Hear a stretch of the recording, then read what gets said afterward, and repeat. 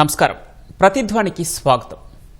3 ఏళ్లుగా యుద్ధంతో శిథిలాల దెబ్బగా మారిన గాజా స్ట్రిప్లో ఎట్టకేలకు శాంతి పవనాలు వీచనున్నాయా? వేల మంది ప్రాణాలు బలిగొన్న భీకర పోరుకి తెరపడనుందా? అమెరికా అధ్యక్షుడు ట్రంప్ చేసిన కీలక ప్రకటనే ఈ ప్రశ్నలకు ప్రధాన కారణం.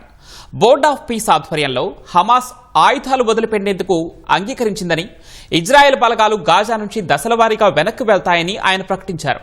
అయితే ఈ ఒప్పందం ఎంతవరకు ఆచరణ సాధ్యం? ఆయుధాలు వదిలేయకముందే ఇజ్రాయెల్ వెనక్కి వెళ్లాలి అని హమాస్ పట్టుబడుతూ ఉంటే, మరోపక్క ఇజ్రాయెల్ హమాస్ పూర్తిగా నిరాయుధం కావాలని డిమాండ్ చేస్తోంది. మరి ఈ క్లిష్ట పరిస్థితుల్లో గాజా భవిష్యత్ ఏమిటి? శాంతి కోసం ట్రంప్ రూపొందించిన 20 సూత్రాల ఫార్ములా ఎంతవరకు వచ్చింది? అక్కడ శాంతి మిగిలిన ప్రపంచ దేశాలకు కూడా ఎందుకు అంత అవసరం? ఇదే అంశంపై నేటి ప్రతిధ్వని. ఈరోజు చర్చలో పాల్గొంటున్న వారు కృష్ణ ప్రదీప్ గారు, వర్తమాన వ్యవహారాల నిపుణులు, అదేవిధంగా ప్రొఫెసర్ జయచంద్రారెడ్డి గారు, అంతర్జాతీయ వ్యవహారాల నిపుణులు. ఇద్దరికీ నమస్కారం అండి. కేపీ గారు, గాజా శాంతి ప్రకటనతో మరోసారి ప్రపంచ దృష్టిని ఆకర్షించారు అమెరికా అధ్యక్షుడు డొనాల్డ్ ట్రంప్. మరి హమాస్ అకస్మాత్తుగా ఆయుధాలు వదిలిపెట్టేందుకు అంగీకరించడానికి ప్రధాన కారణాలేంటి? అంటే ఇది ఒక అకస్మాత్తుగా తీసుకున్నటువంటి నిర్ణయం కాదు. ఆల్మోస్ట్ 2.5 సంవత్సరాల నుంచి యుద్ధం జరుగుతుంది. అండ్ ఈ యుద్ధం కారణంగా వచ్చినటువంటి తీవ్రమైనటువంటి హ్యుమానిటేరియన్ క్రైసిస్ ఒకటి మేజర్ రీజన్ అనమాట. అంటే హ్యుమానిటేరియన్ క్రైసిస్ లో ఆల్మోస్ట్ పాలస్తీనాలో 73,000 మంది సామాన్య పౌరులు చనిపోవడం జరిగింది. ఇందులో 50% వరకు మహిళలు ఉన్నారు, అలాగే పిల్లలు ఉన్నారు. అలాగే ఆల్మోస్ట్ మొత్తం ఈ గాజా స్ట్రిప్ లో 25 లక్షల మంది జనాభా ఉంటే, ఆ 25 లక్షల మందిలో 20 లక్షల మంది తీవ్రమైనటువంటి సంక్షోభంలో ఉన్నటువంటి పరిస్థితి. వీళ్ళు వలసలు పోవడం కూడా జరుగుతున్నటువంటి పరిస్థితి. అంతేకాకుండా అన్నిటికన్నా కీలకమైంది ఇప్పుడు ఈ హమాస్ లీడర్షిప్ లో మార్పు వచ్చింది. హమాస్ నాయకుడిగా ఖలీల్ అల్ హయా అనే ఆయన ఎన్నికవడం జరిగితే అంతర్గత ఎన్నికల్లో. సో గాజాకి చెందినటువంటి ఇతను ఎన్నికవడంతో రాజకీయంగా ఒక కొత్త నిర్ణయాన్ని తీసుకోవడానికి అవకాశం ఏర్పడుతుంది. వీటన్నిటికన్నా మించినటువంటి ఇష్యూ ఏంటి అంటే ఆర్థిక వనరులు పూర్తిగా నిలిచిపోవడం. అయితే ఇప్పుడు అమెరికా అండ్ ఇజ్రాయెల్ ఇద్దరు కలిసి ఈ హమాస్ తీవ్రవాదులకి వచ్చేటటువంటి ఫైనాన్షియల్ రిసోర్సెస్ ఏవైతే ఉన్నాయో వాటన్నిటిని ఒక రకంగా కట్టడి చేయడం జరిగింది.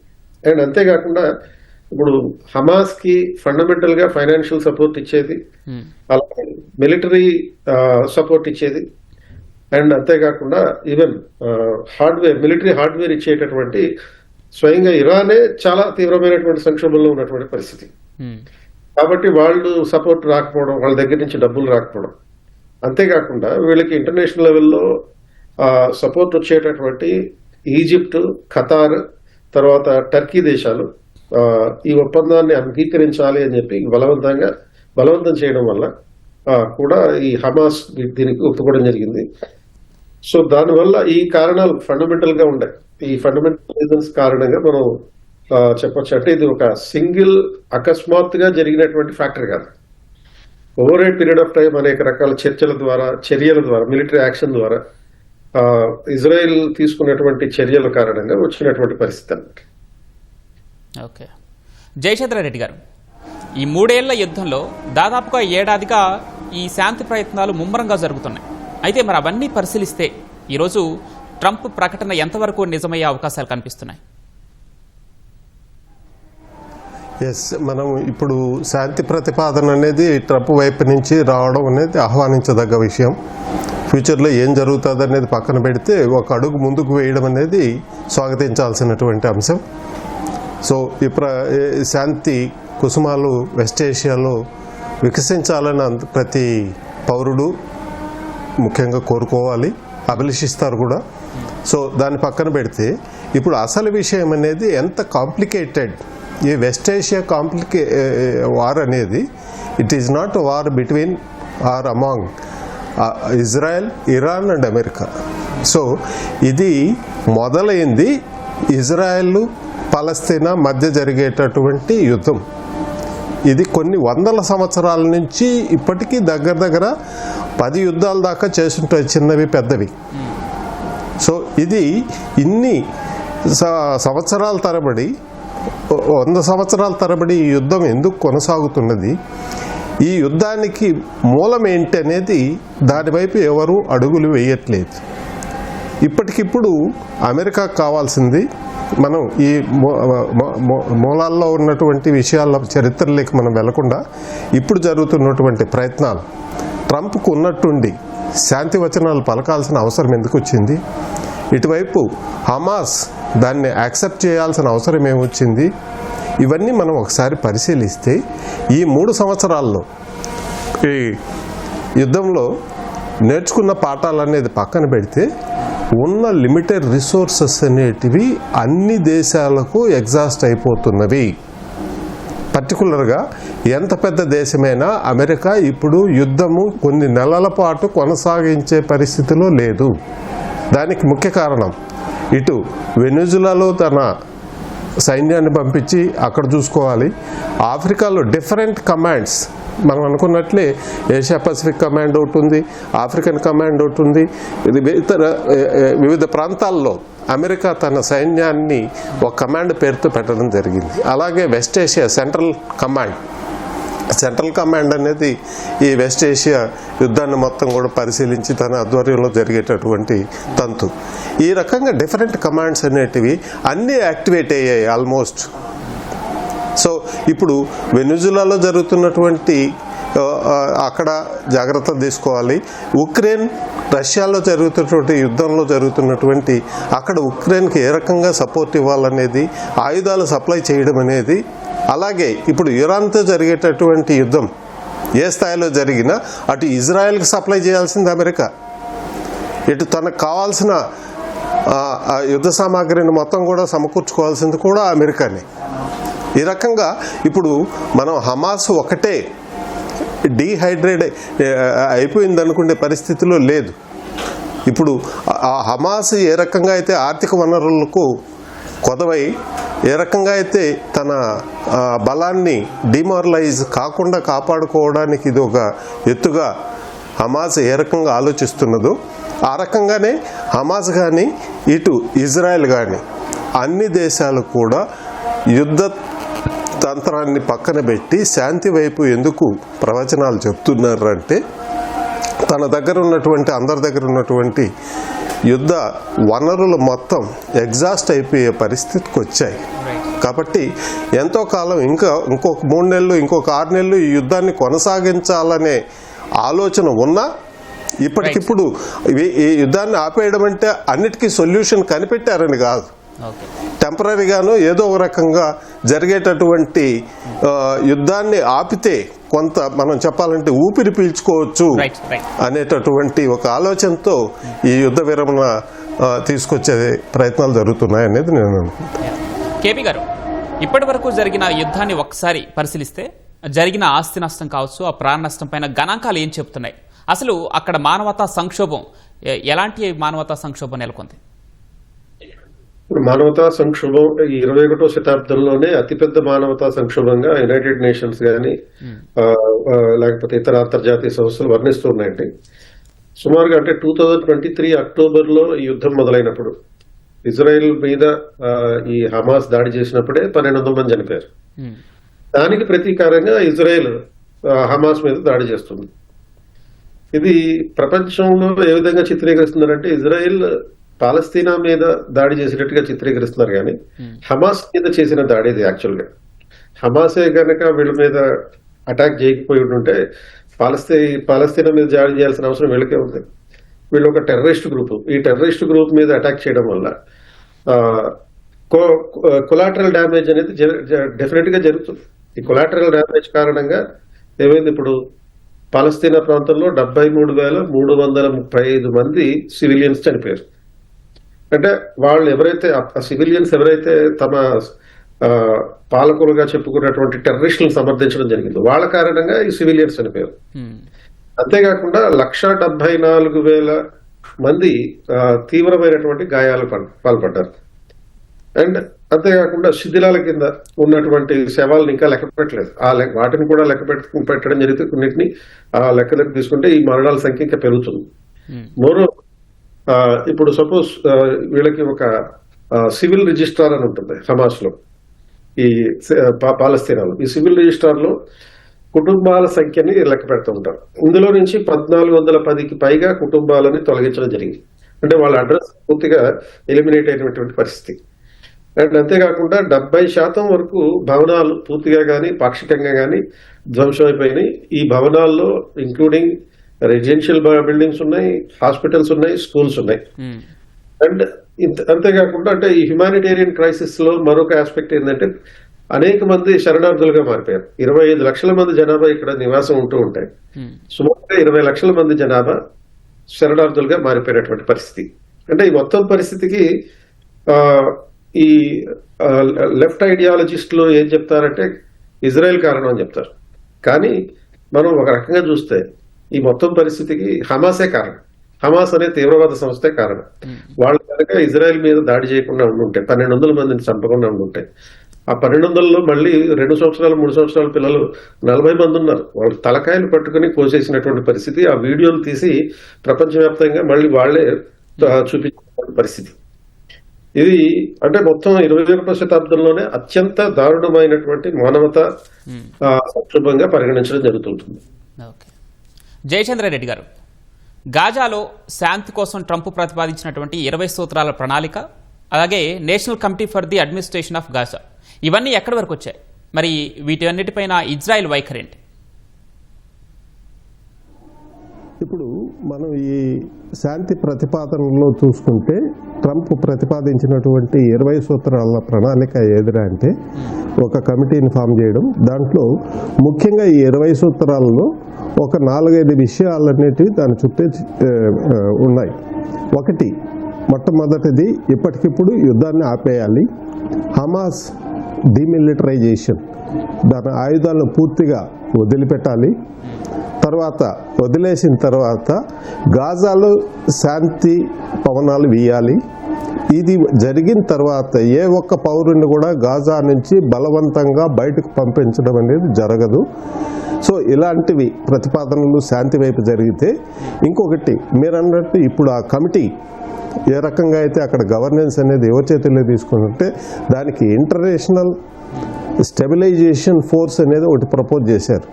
ఈ ఇంటర్నేషనల్ స్టెబిలైజేషన్ ఫోర్స్ ISFలో ఎవరు ఉంటారు అంటే అమెరికా, తన మిత్ర దేశాలు, వెస్ట్ ఏషియాలో ఉన్నటువంటి తన మిత్ర దేశాలు ఏవైతే ఉన్నాయో, సౌదీ అరేబియా కానీ, ఖతార్ కానీ, ఇవన్నీ కూడా, బహ్రెయిన్ కానీ, ఇవన్నీ కూడా దాంట్లో మెంబర్స్గా ఉండి ఆ గవర్నెన్స్ అనేది మానిటర్ చేయడానికి. గాజాలో ఇప్పటికిప్పుడు మనం ఇక్కడ గమనించాల్సింది ఏమంటే యుద్ధ విరమణ ఒకటే తప్ప రీహాబిలిటేషన్, యుద్ధాన్ని విరమిస్తే గాజాకు కానీ పాలస్తీనాకు కానీ జరిగేటటువంటి ఇప్పటికిప్పుడు జరిగేటటువంటి ఇమ్మీడియట్ లాభాలు ఏమన్నా ఉన్నాయంటే అది ఇప్పుడు జరిగిన నష్టాన్ని పూడ్చడానికి బోర్డ్ ఆఫ్ పీస్ అనేది ఆల్రెడీ ఒకటి ఉంది. ట్రంపే దానికి అధ్యక్షుడిగా ఉన్నారు. అలాగే మన UK farmer prime minister Tony Blair కూడా దాంట్లో మెంబర్గా ఉన్నారు. సో ఇలాంటి వాళ్ళతో ఒక కమిటీ, ఒక బోర్డ్ ఆఫ్ పీస్ అనేది ఎప్పటి నుంచో పెట్టారు.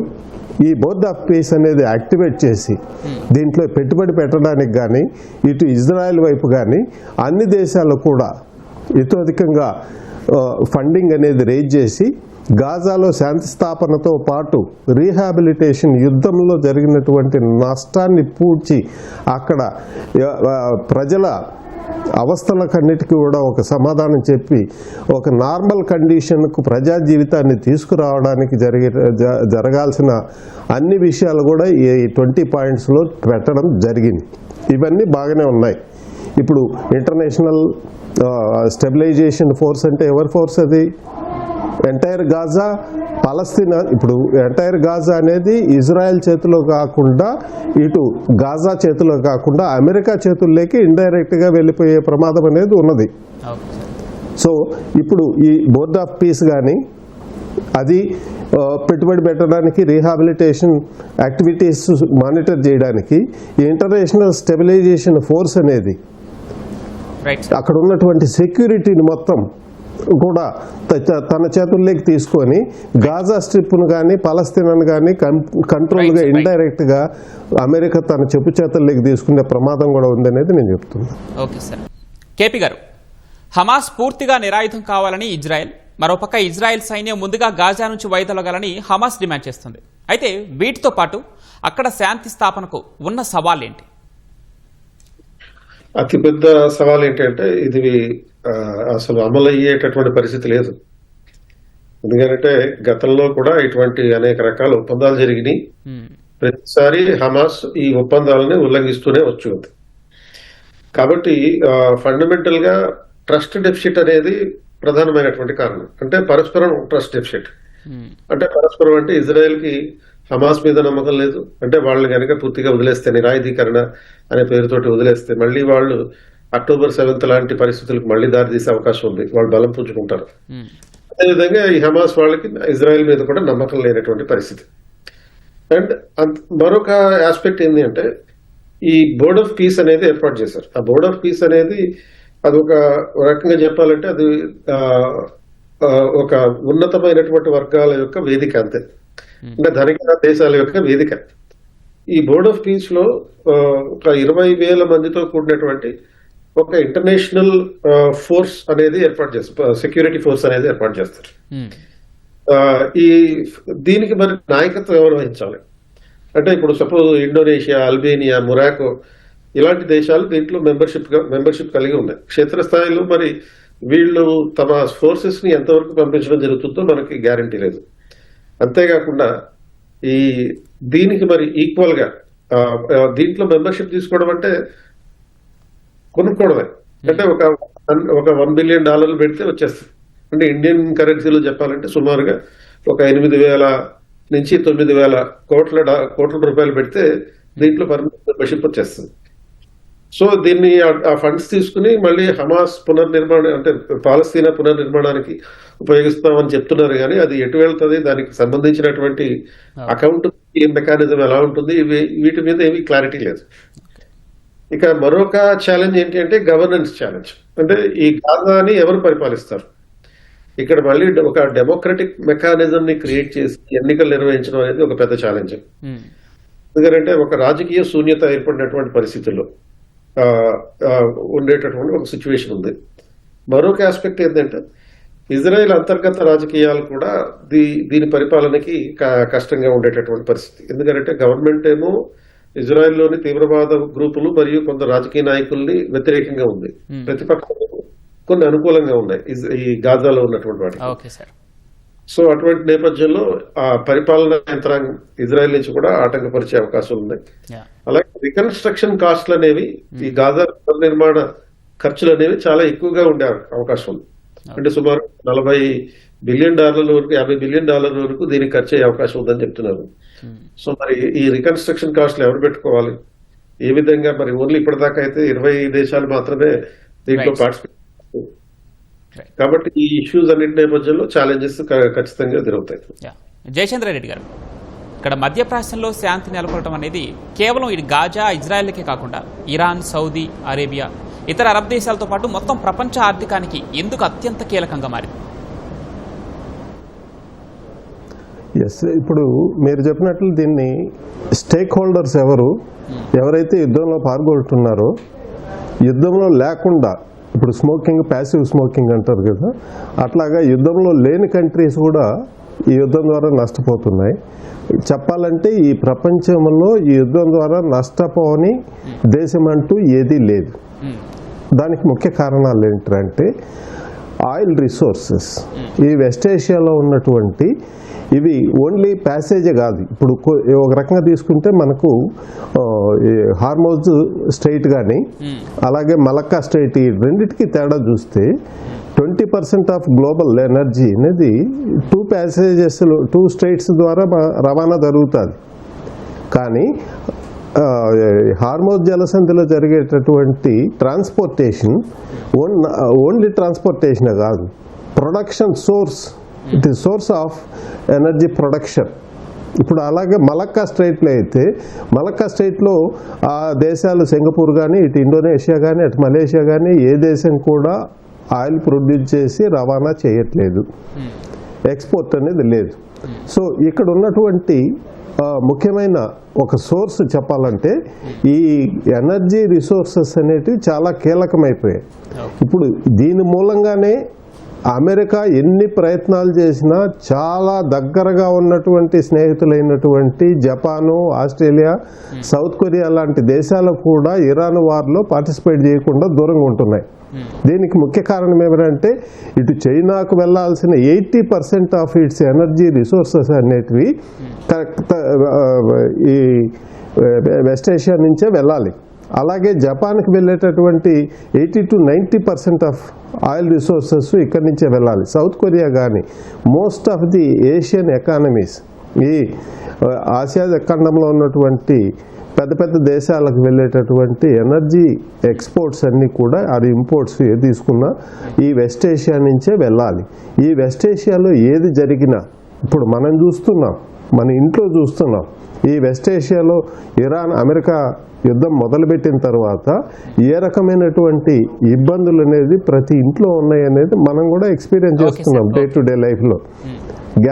గ్యాస్ టయానికి అందుబాటులో లేకుండా పోవడం, ఈ రకంగా ఇది ఒక రకంగా ఒకప్పుడు అమెరికా తుమ్మితే ప్రపంచానికి జలుబు చేస్తే అనేది ఉండేది. ఇప్పుడు పరిస్థితి ఏమిటంటే వెస్ట్ ఏషియా తుమ్మితే ప్రపంచానికి జలుబు చేసే పరిస్థితి వచ్చింది. Right sir, right. కేబీ గారు, ఇందాక మీరు చెప్పినట్టు అత్యంత పెద్ద సవాల్ గాజా ఆ రీకన్స్ట్రక్షన్ అనేది. మరి దానికి అసలు మొత్తం ఎంత నిధులు ఖర్చు అయ్యే అవకాశం ఉంటుంది, ఎంత సమయం పడుతుంది? దాంతోపాటు మొత్తంగా ఈ యుద్ధ పరిస్థితులు చూస్తే ఒకవేళ ఈ ఒప్పందం కుదిరినా అది కేవలం ఒక తాత్కాలిక కాల్పుల విరమణగా మిగిలిపోతుందా, లేదంటే స్వతంత్ర పాలస్తీనా దిశగా బలమైన అడుగు అవుతుందా? ఏం చెప్తారు?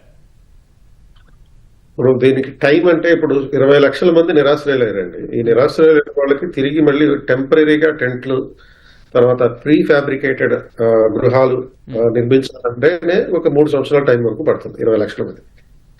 అండ్ పర్మనెంట్ అసెట్స్ క్రియేట్ చేయాలంటే అంటే స్కూల్స్, తర్వాత హాస్పిటల్స్, ఇటువంటి పర్మనెంట్ రోడ్లు ఏర్పాటు చేయాలన్నా కానీ దానికి ఒక 25 సంవత్సరాల వరకు పట్టే అవకాశం ఉంది.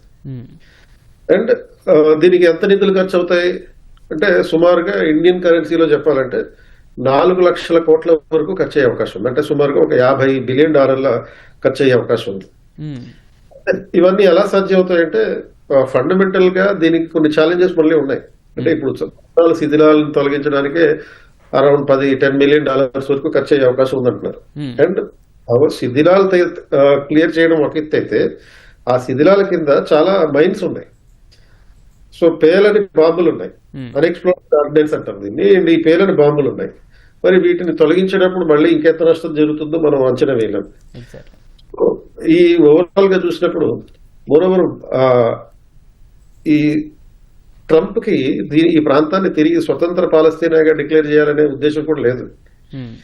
ఆయన చాలా సందర్భాల్లో చెప్పినట్టుగా ఇక్కడ కొన్ని రిసార్ట్స్ నిర్మిస్తాను, ఒక మంచి రియల్ ఎస్టేట్ ఏరియాగా దీన్ని మారుస్తాను, హోటల్స్ నిర్మిస్తాను, ఇలాంటి వాటిలో ఎంటర్టైన్మెంట్ పర్పస్ కోసం ఉపయోగించడం జరుగుతుంది ప్రపంచంలో అత్యున్నతమైనటువంటి ధనవంతుల కోసం.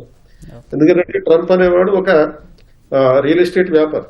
ఈవెన్ మన హైదరాబాద్ లో కూడా ట్రంప్ టవర్ అని ఉంది, అందులో స్క్వేర్ ఫీట్ $15,000. అలా ప్రతి దాంట్లో వ్యాపారం చూస్తాడు ఆయన. అందుకే ఈ పెట్టుకున్నాడు. అండ్ దాంట్లో మెంబర్షిప్ కావాలంటే $1 బిలియన్ అమ్ముతానంటున్నాడు. సో కాబట్టి స్వతంత్ర పాలస్తీనా వస్తుంది అనుకోవడం అనేది ఇంపాసిబుల్. ఇప్పుడు ఎక్కడైతే పుష్ చేయబడి ఉన్నారో పాలస్తీనియన్లు, అక్కడే కరెక్ట్ అవుతారు వాళ్ళందరూ. వాళ్ళని కూలీలుగా, తర్వాత పని వాళ్ళుగా మార్చడానికి, ఎక్కడ కొత్తగా రాబోయేటటువంటి హోటల్స్ లో కూలీలుగా మార్చడానికి ఉపయోగపడుతుంది అనమాట. Right sir, thank you Krishna Pradeep గారు, అదేవిధంగా ప్రొఫెసర్ జయచంద్ర రెడ్డి గారు. థ్యాంక్ యూ డిస్కషన్ లో పార్టిసిపేట్ చేసినందుకు. ఇది నేటి ప్రతిధ్వని. నమస్కారం.